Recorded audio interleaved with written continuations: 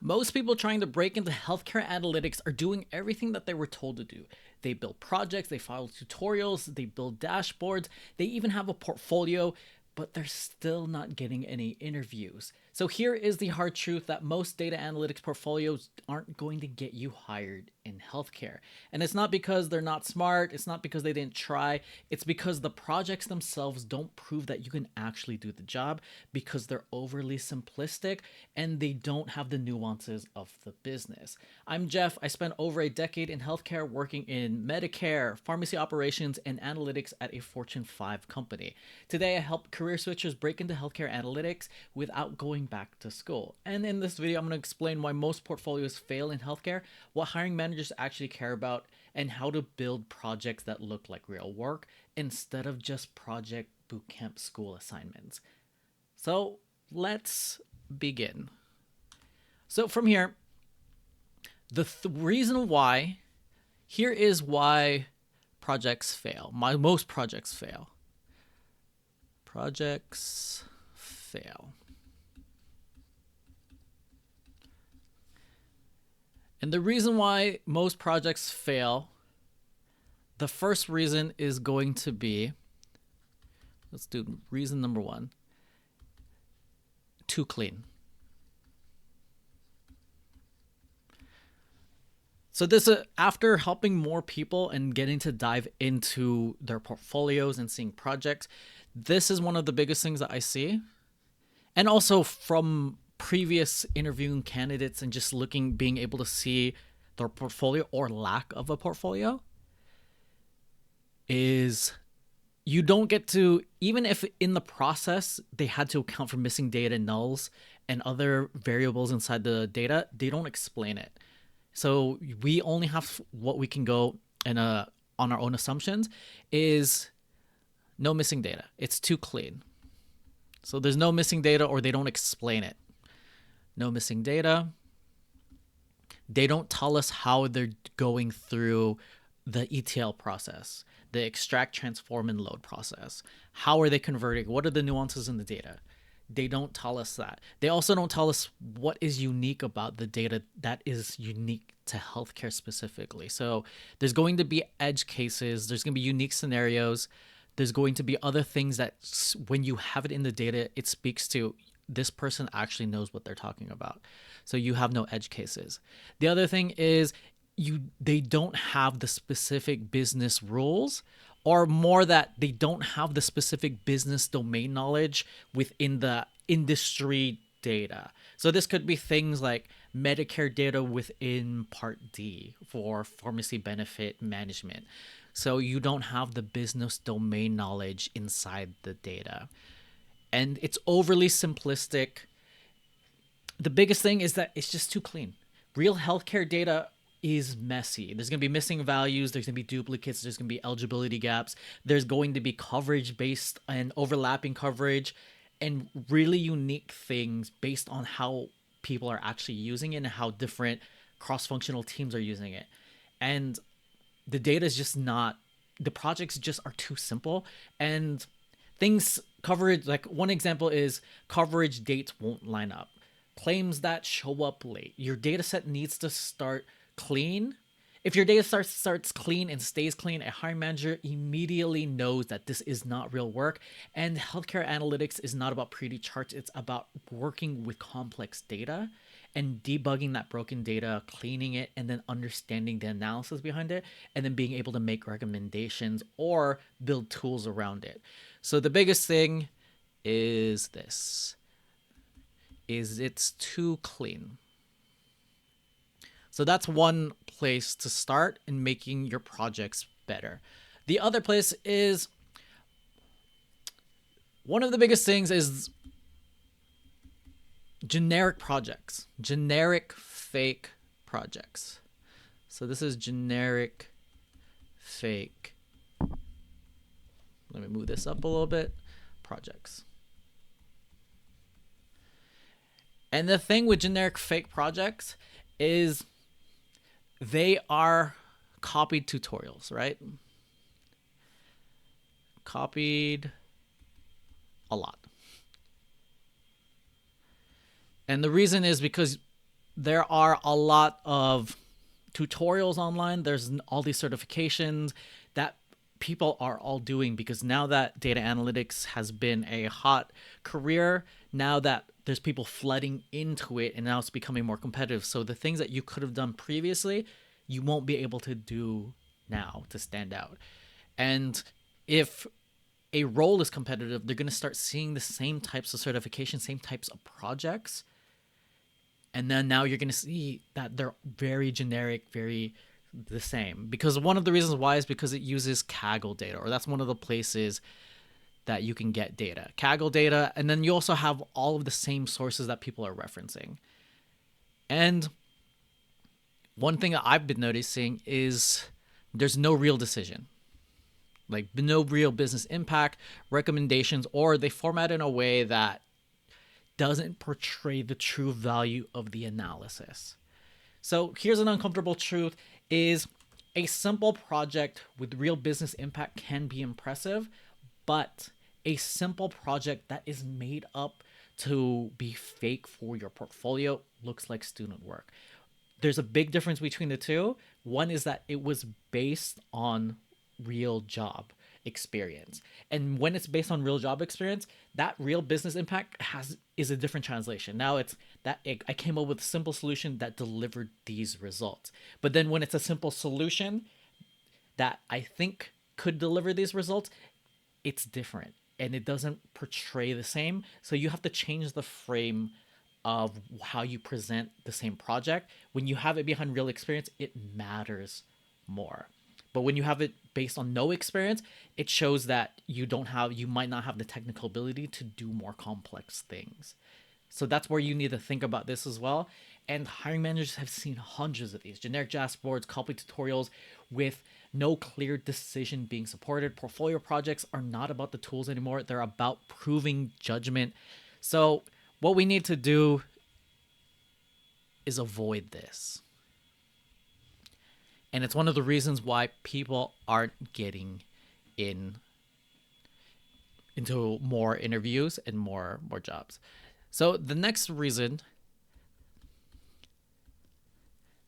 is you need real experience. I touched on this, is that people don't have real experience. When you have the frame of real experience, simple projects matter more because now it looks like a simplified, more optimized, quicker solution rather than a simplified student project. Because with real experience, there's messy data. You actually have real working data. You have real business constraints, timelines. You have escalations to stakeholders. You have real money that could be lost. And then you have accountability or assumed accountability because some companies won't have this. But because it comes from real work experience, this is what people can assume. The pressure is higher. So with this, often almost nothing beats perfect projects that are tied to real experience, even small ones. So real work is going to have the constraints, urgencies, these trade-offs, the accountability, and even you don't even need a new job for this. You just need to be able to get it in some way because every job has messy spreadsheets, manual reports, broken workflows. So what you can do is AI is making this easier to solve these problems. There are a few different ways of being able to do this is get clients, volunteer, part-time job, being able to get this data, get this experience in a way that transforms these simple projects into real line items that are stories for your resume. Now, I did say that real experience beats fake projects, except here is the one exception. This is the exception. So in most cases, that's true, except for in highly targeted projects. But the catch 22, or what's confusing about this, is that beginners don't know how to create this. So the reason why this is big is because a made up project can work if it's highly targeted and clearly solves the problem that the hiring manager is hiring for. And even if somebody's been working in healthcare longer, or you're applying and you're competing against a lot of people, if they don't have the same targeted projects or something similar that aligns with what they're looking for, then this is where most people fail. So this is also how people get clients, is because they can speak to the pain and they have a solution that solves that pain. So then they're going to get hired as a client faster. Here is where you can start to improve that and try to figure this out. Part of this helps with networking, because you don't know the business problem. You can also use AI to do this, but first you need to figure out this. What is the business problem?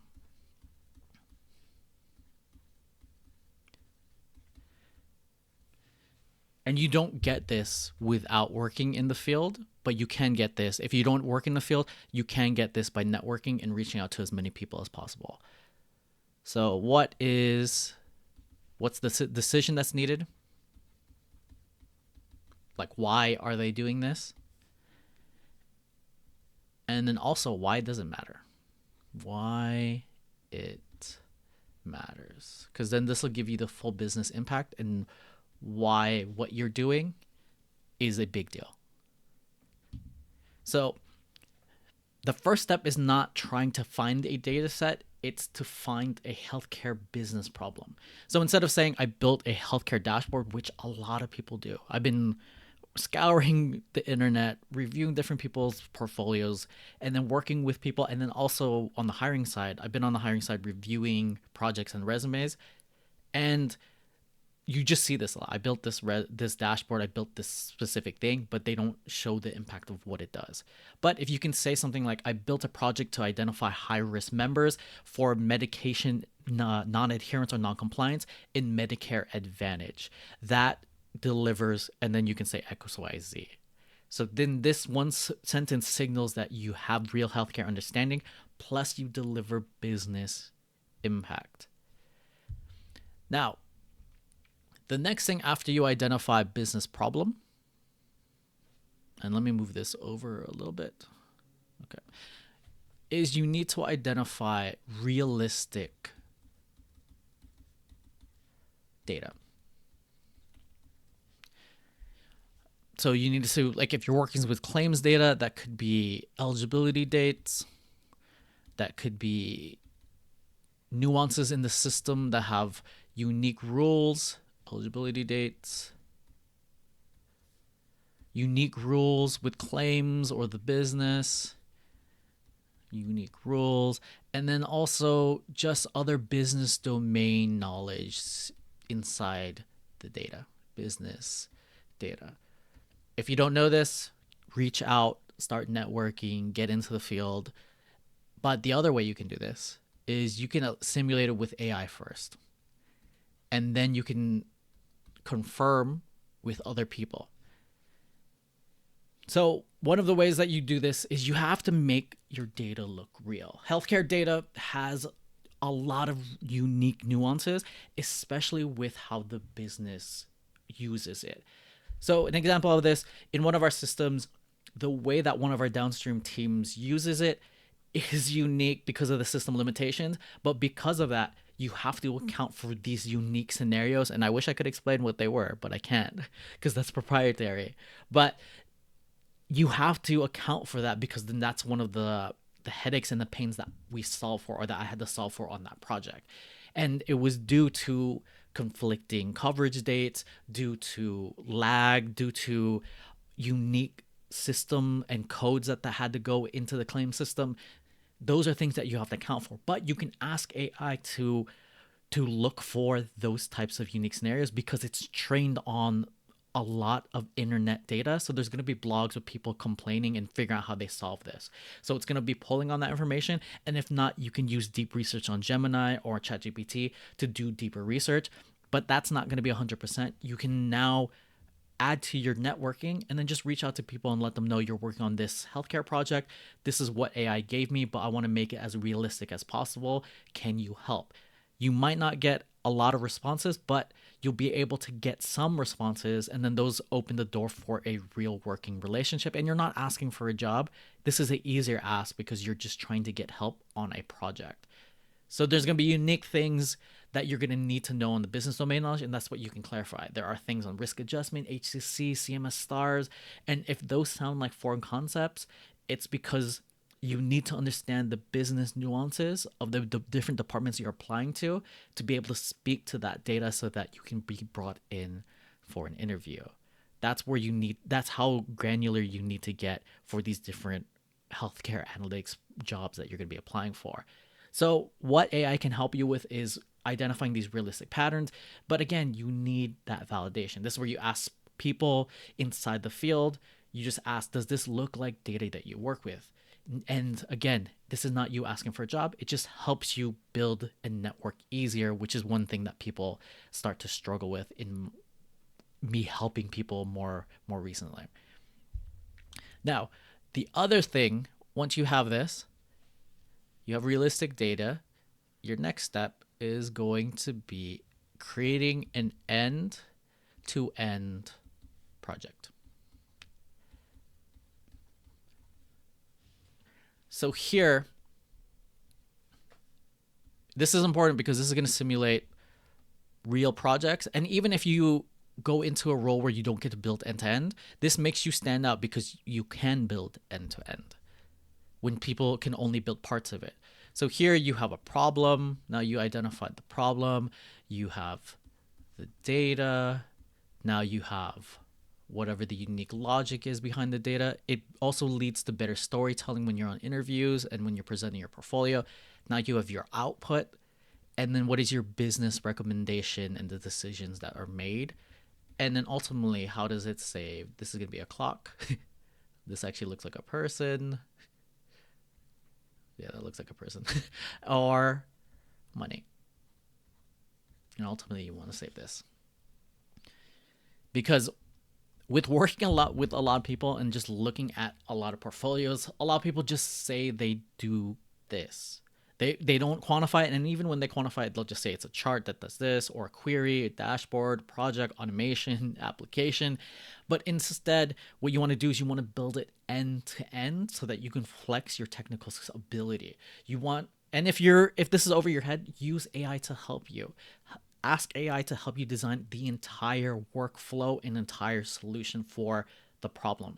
Help it define the problem with you. Clean the data, suggest the data, apply what are the specific business rules and logic that need to be here. Then you build that logic and you create whatever output is needed in all of the various platforms that are needed so you can make it complex. And also in one project, you can hit all the technical things that you need to fulfill for the jobs that you're applying for.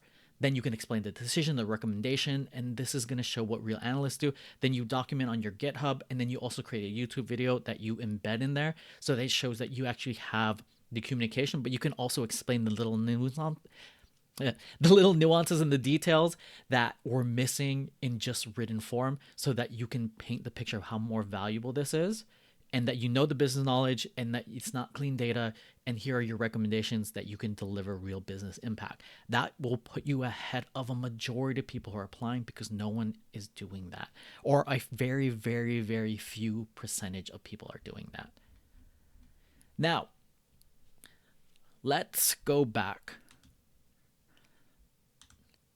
Now, once you finish this, you will now look like not just somebody applying and just another candidate. You won't look like a student. You will look like somebody, an analyst that can solve the problems that they have. And because you have the healthcare business knowledge, which if you don't have the nuances of the business knowledge, you can also use AI to help you understand the healthcare business. And now that you have the healthcare business knowledge, they don't have to spend time training you on the business of healthcare. So now that'll bring you in and give you a higher chance of not only getting an interview, but also getting hired. So that's how you make better projects. So if you want to get hired in healthcare analytics and you need experience first before you get that title, so that's going to be either volunteering, that's going to be either getting a client, that's also going to be getting either a part-time job, a new job that you do. If you can't leave your current day job, then you're going to have to work nights or weekends, but you're going to get that healthcare experience. And that's also why I'm building the Healthcare Analyst Lab to create a community that helps you walk through the entire process. It's going to help you get real healthcare analytics experience in 90 days by solving real problems and taking on all of this. And I'm in the process of building it. I want to make it the best possible. So it's free right now. Just click the link in the description below. We just want highly active, motivated people. And then you can test all the nuances because I want to be able to deliver something that gets people results. So check out it in the link description below. And until next time, query responsibly, and I'll see you in the next video. So check out this next video on healthcare analytics and how to break in. If you haven't seen it, click on it now.